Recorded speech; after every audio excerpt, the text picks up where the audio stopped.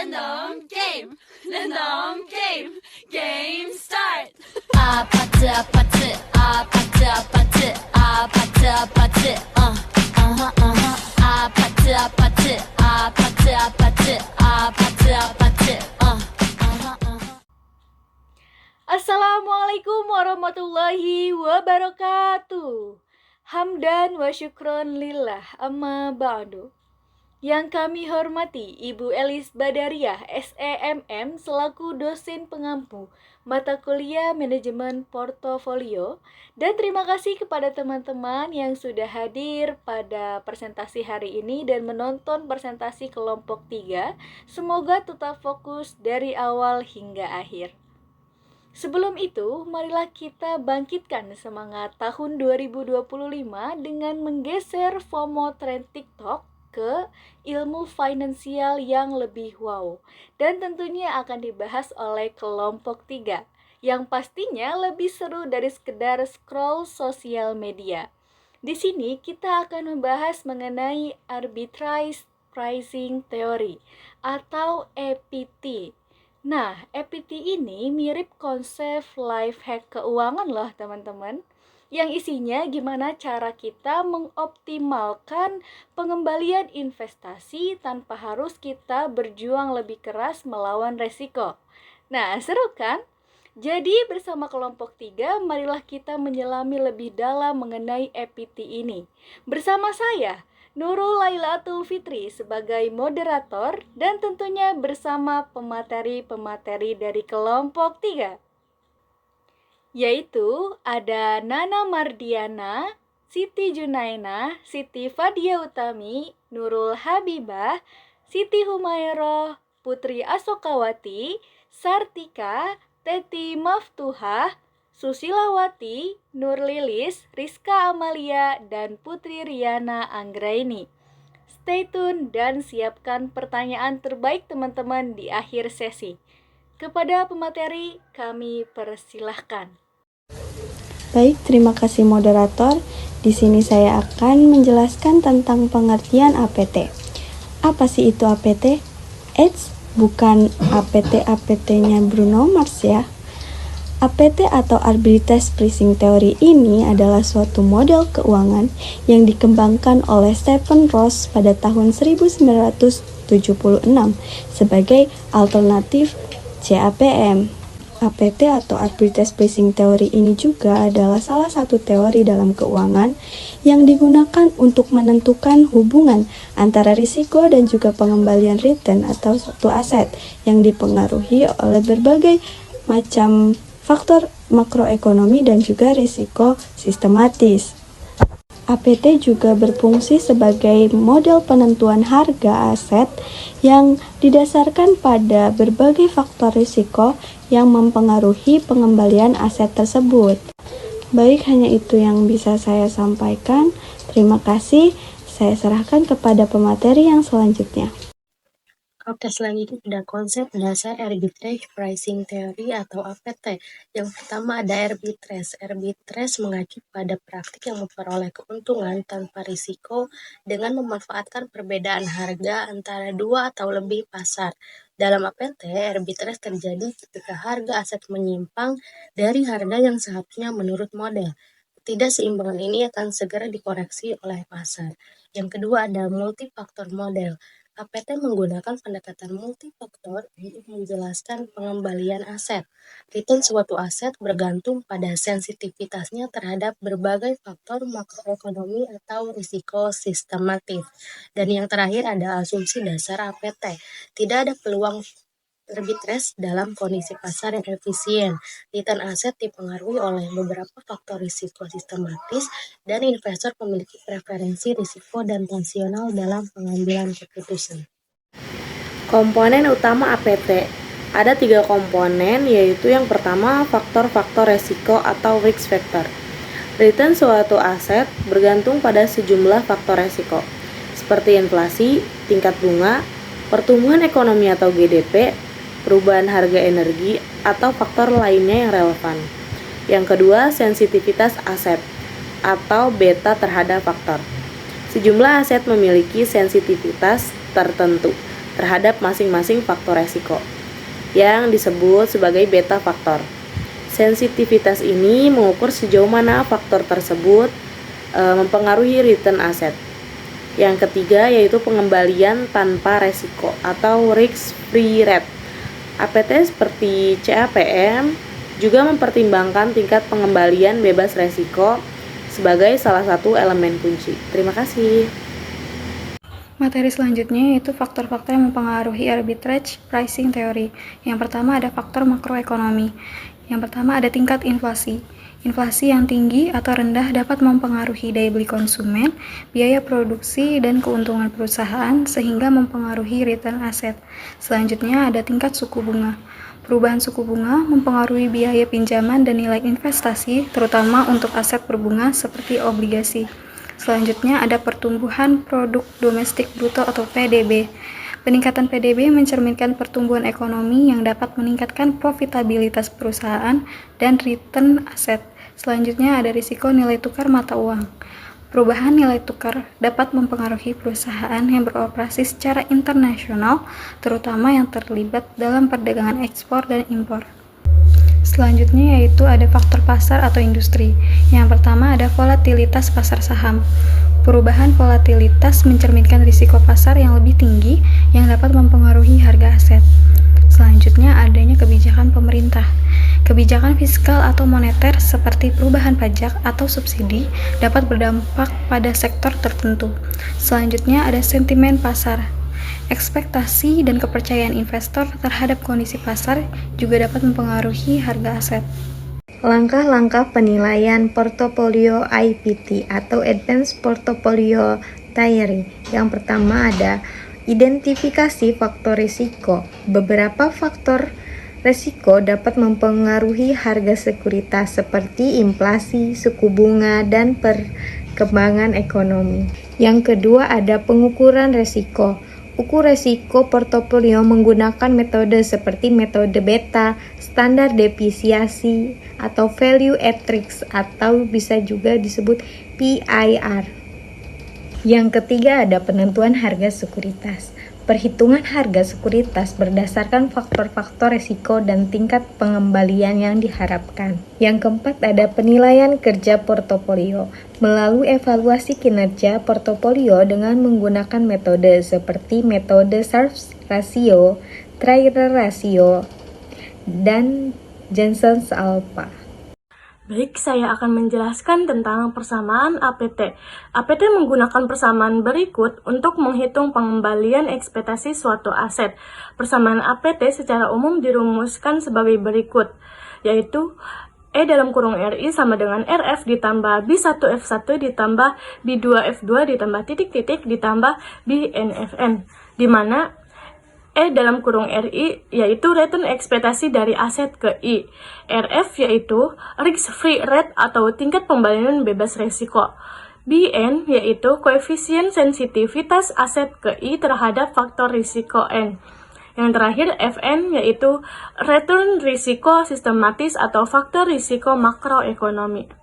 Selanjutnya contoh soal, yaitu sebuah saham memiliki sensitivitas atau beta terhadap dua faktor risiko. Faktor risiko 1 atau B1 adalah 0,8, faktor risiko 2 atau B2 adalah 1,2, dan tingkat pengembalian bebas risiko RF adalah 3%, sedangkan return faktor 1 atau F1 adalah 5%, dan return faktor 2 atau F2 adalah 7%. Hitung return ekspektasi saham tersebut menggunakan model APT. Penyelesaiannya yaitu E dalam kurung RI sama dengan RF ditambah B1F1 ditambah B2F2. E dalam kurung RI sama dengan 3% ditambah dalam kurung 0,8 dikali 5%.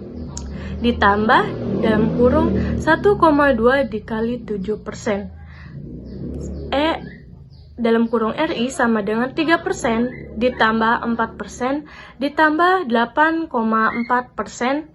E dalam kurung RI sama dengan 15,4%. Jadi return ekspektasi saham tersebut adalah 15,4%. Terima kasih.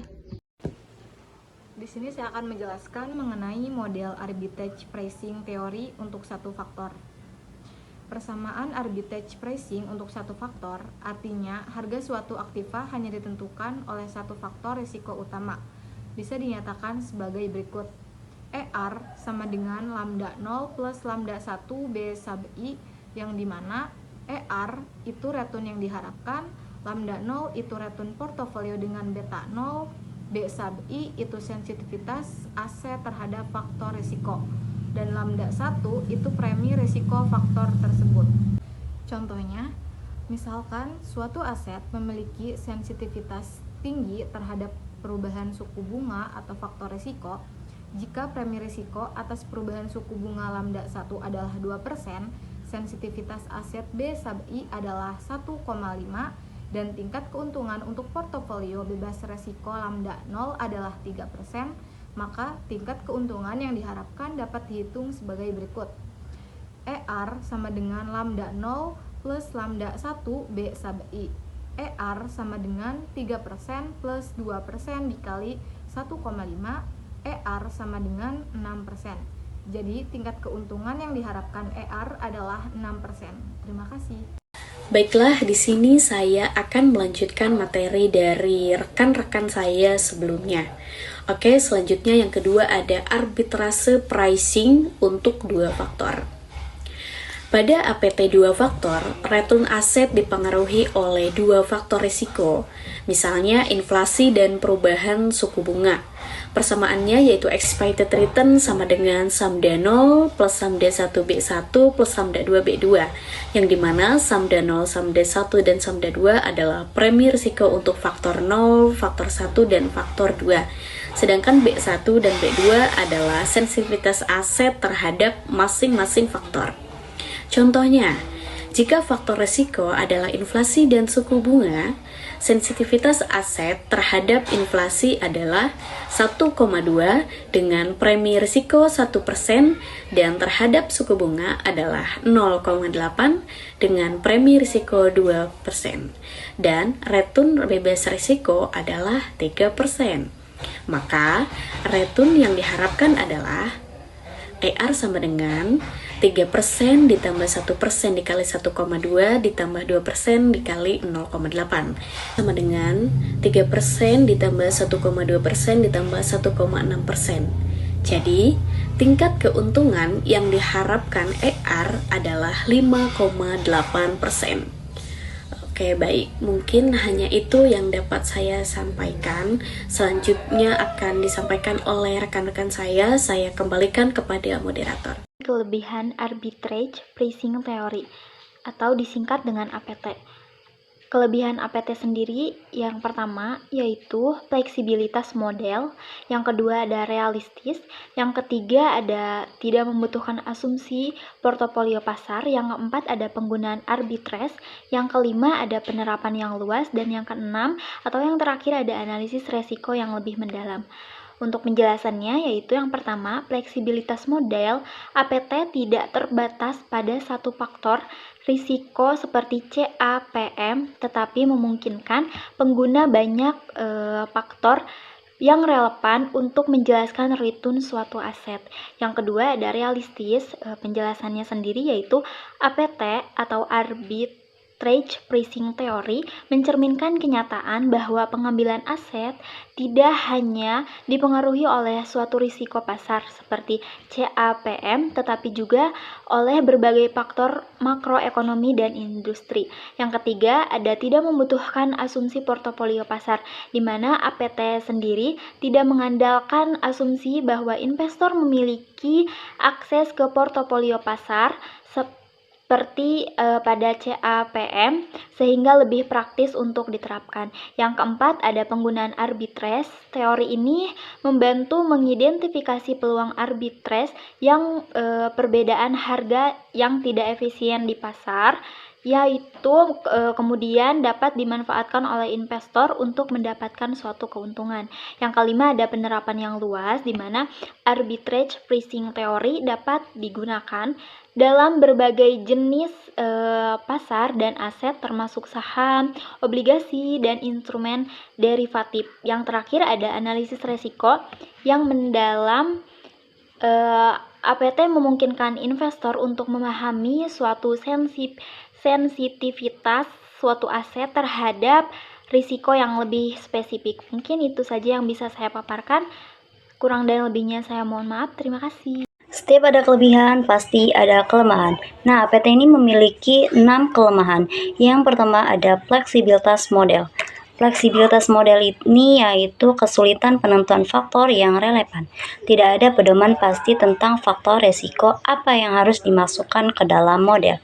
Identifikasi faktor yang relevan membutuhkan analisis mendalam dan mungkin subjektif. Yang kedua ada realistis. Realistis yaitu data yang kompleks. Penerapan APT ini memerlukan data historis yang besar dan analisis statistik yang rumit, seperti analisis regresi atau analisis faktor yang mungkin sulit dilakukan oleh para investor biasa. Yang ketiga ada tidak membutuhkan asumsi portofolio pasar. Sensitivitas terhadap faktor. Nilai sensitivitas atau beta terhadap faktor-faktor resiko dapat berubah dari waktu ke waktu, sehingga membuat model menjadi kurang stabil. Yang keempat ada penggunaan arbitrase. Nah, penggunaan arbitrase ini tidak menentukan faktor secara eksplisit. Tidak seperti CAPM yang hanya menggunakan resiko pasar. APT ini memberikan kebebasan dalam memilih faktor resiko, tetapi ini bisa menjadi kelemahan karena tidak ada standar yang diterima secara universal. Yang kelima ada penerapan yang luas. Penerapan yang luas ini yaitu keterbatasan praktis dalam arbitrase. Peluang arbitrase mungkin sulit dimanfaatkan karena biaya transaksi dan risiko likuiditas. Yang terakhir ada analisis risiko yang lebih mendalam. Asumsi pasar efisien APT ini mengasumsikan bahwa pasar bersifat efisien dan setiap ketidakseimbangan harga akan segera dikoreksi. Namun, dalam kenyataannya pasar tidak selalu efisien. Arbitrage pricing theory sering digunakan oleh investor institusional dan manajer portofolio. Yang pertama, untuk mengevaluasi imbal hasil portofolio. Investor dapat menggunakan APT untuk mengidentifikasi faktor makroekonomi yang mempengaruhi portofolio mereka. Yang kedua, mengidentifikasi resiko spesifik yang mempengaruhi return aset. Yang ketiga, memanfaatkan harga aset dari nilai wajarnya. Keempat, perencanaan investasi jangka panjang. Yang kelima, pengelolaan resiko, yaitu memisahkan resiko sistematis dengan resiko spesifik aset untuk diversifikasi atau hedging. Dan yang keenam, untuk valuasi saham dan obligasi. Perbandingan Single Index Model atau SIM, Capital Asset Pricing Model atau CAPM, dan Arbitrage Pricing Theory atau APT terdapat dalam beberapa aspek. Yang pertama yaitu dalam aspek faktor risiko. Single Index Model atau SIM hanya mempertimbangkan satu indeks pasar sebagai dasar risiko, seperti indeks saham tertentu. Sementara itu, Capital Asset Pricing Model atau CAPM menggunakan satu beta pasar untuk mengukur risiko sistematis terhadap pasar keseluruhan. Sebaliknya, Arbitrage Pricing Theory atau APT mengakomodasikan banyak faktor risiko atau multifaktor seperti tingkat suku bunga, inflasi, atau variabel ekonomi lainnya yang menjadikannya lebih kompleks. Selanjutnya dari segi kompleksitasnya, SIM sangat sederhana karena hanya menggunakan satu variabel utama atau satu indeks pasar sebagai dasar perhitungan, sedangkan CAPM lebih moderat karena melibatkan asumsi keseimbangan pasar dan analisis beta. Di sisi lain, APT jauh lebih kompleks karena melibatkan banyak faktor risiko atau multifaktor yang memerlukan identifikasi dan analisis terhadap banyak faktor risiko yang beragam. Dalam hal keunggulan dan kelemahan, SIM memiliki keunggulan mudah digunakan dan efisien, tetapi memiliki kelemahan yang terlalu sederhana untuk menggambarkan risiko secara menyeluruh karena hanya berdasarkan pada satu faktor. CAPM kelebihannya teoritis dan dapat diterima luas secara teori karena mampu menjelaskan hubungan risiko dan return. Namun, kelemahannya CAPM bergantung pada asumsi pasar yang efisien. Di sisi lain, APT memiliki kelebihan yang lebih fleksibel daripada SIM dan CAPM karena mempertimbangkan banyak faktor atau multifaktor tetapi memiliki kelemahan yang sulit diimplementasikan karena memerlukan data yang lebih mendalam dan analisis yang lebih rumit. Dari segi kegunaan, SIM ideal untuk analisis portofolio kecil dengan satu indeks pasar. CAPM lebih bermanfaat untuk menentukan harga aset dengan mempertimbangkan risiko sistematis di pasar yang efisien. Sedangkan APT digunakan untuk menilai harga aset berdasarkan banyak faktor risiko atau multifaktor. Adapun dari segi aplikasi, SIM cocok untuk analisis sederhana pada portofolio kecil. CAPM cocok untuk analisis risiko sistematis aset di pasar efisien, sedangkan APT banyak digunakan dalam penelitian akademik dan aplikasi multifaktor, terutama di sektor keuangan institusional. Ketiga model ini memiliki fokus dan pendekatan yang berbeda. SIM cocok untuk analisis sederhana dengan satu indeks risiko. CAPM memberikan pendekatan moderat dengan mempertimbangkan keseimbangan pasar, sementara APT adalah model yang fleksibel dan kompleks, sangat berguna untuk analisis multifaktor dalam konteks yang lebih mendalam. Terima kasih. Nah, teman-teman, setelah kita mendengarkan beberapa penjelasan dari pemateri kelompok 3 mengenai arbitrage pricing theory, maka dapat disimpulkan bahwa arbitrage pricing theory atau APT ini adalah model untuk menjelaskan hubungan risiko dan pengembalian aset berdasarkan berbagai faktor risiko. APT lebih fleksibel dan relevan untuk pasar yang dinamis dibandingkan CAPM, tetapi lebih kompleks.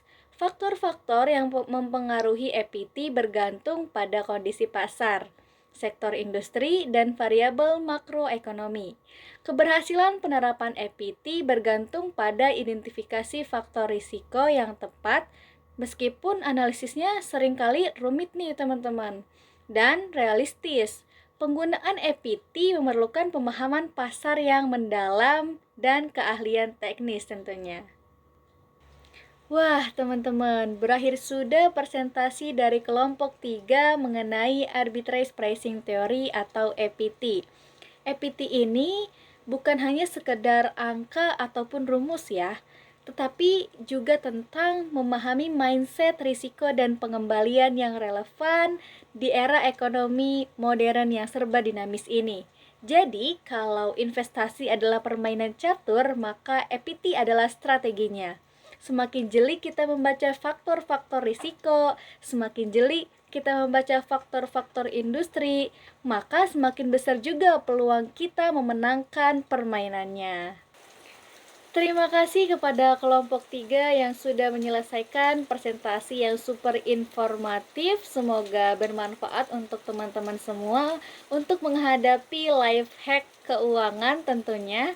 Dan pastinya kami dari kelompok 3 mengucapkan maaf jika ada kata-kata yang kurang berkenan. Burung dara terbang rendah, burung kenari terbang tinggi. Jika ada kata-kata yang salah, mohon maaf, jangan diambil hati.